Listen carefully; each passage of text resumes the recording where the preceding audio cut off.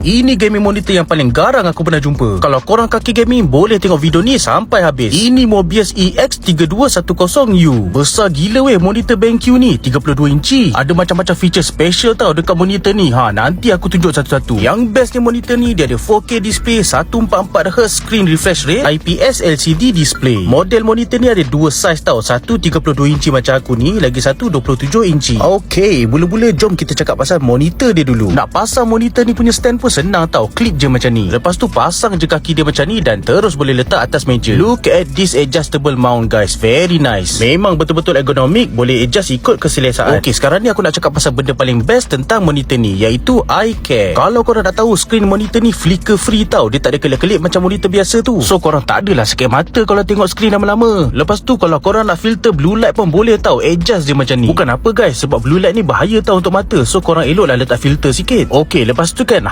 yang ni best. Monitor ni ada intelligent brightness tau guys. Maknanya dia boleh auto tukar brightness dia ikut kecerahan bilik korang. Canggih kan? Tak payah terhegeh-hegeh tukar brightness sendiri. Okay, sekarang ni aku nak tunjuk dekat korang function HDRI. So far yang aku tahu BenQ je ada function macam ni. Korang boleh pilih nak mode game, cinema atau display. So kalau korang tengah main game, boleh setkan kepada game HDRI. Korang akan perasan dia akan naikkan sikit kontras. Warna karakter dengan background pun nampak lebih terang. Kalau nak tengok movie pula, boleh set je dekat mode cinema. Memang auto jadi immersive lah movie tu. Skin tone pun nampak natural je. Okay, so kat sini aku main tukar-tukar antara setiap mode HDRI ni. Memang korang boleh nampak sendirilah betapa bezanya display antara setiap mode ni. Tapi personally aku lagi suka game HDRI lah, sebab warna dia nampak lagi terang. Actually screen ni punya brightness pun boleh pergi sampai 600 nits. So kalau cahaya persekitaran korang cerah pun still boleh nampak lagi screen monitor ni. Untuk korang yang cerewet pasal kontras tu, dekat sini ada light tuner tau. Kalau scene game korang tu gelap, boleh setkan light tuner ni jadi positif. Kalau korang main game yang cerah-cerah, set je jadi negatif light tuner ni. Okay, sekarang jom kita cakap pasal speaker dalam monitor ni. Memang nice weh. Dekat dalam monitor ni dah siap ada speaker tau, by Trivolo. Dia punya speaker pun memang loud and clear weh. Satu bilik pun boleh dengar.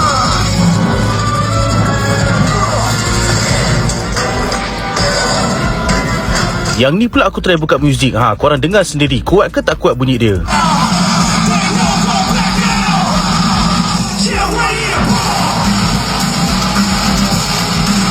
Sebenarnya speaker ni datang sekali dengan subwoofer tau. So audio experience yang korang dapat daripada speaker ni memang betul-betul macam wayang. Monitor ni bukan boleh pakai dekat PC je. Kalau korang ada PS5 ke, Xbox ke, iMac ke pun boleh juga pakai. Pada pendapat aku, kalau korang suka tengok movie 4K, memang sesuai lah guna monitor ni. Kalau korang dah dapatkan satu monitor BenQ macam ni, boleh pergi je dekat website official BenQ. Ataupun korang boleh je klik link dekat bawah video ni. Korang akan dapat 3 tahun warranty tau kalau beli monitor dari BenQ. Siap ada on-site pick up service lagi. So adakah ini gaming monitor terbaik untuk korang? Cuba komen.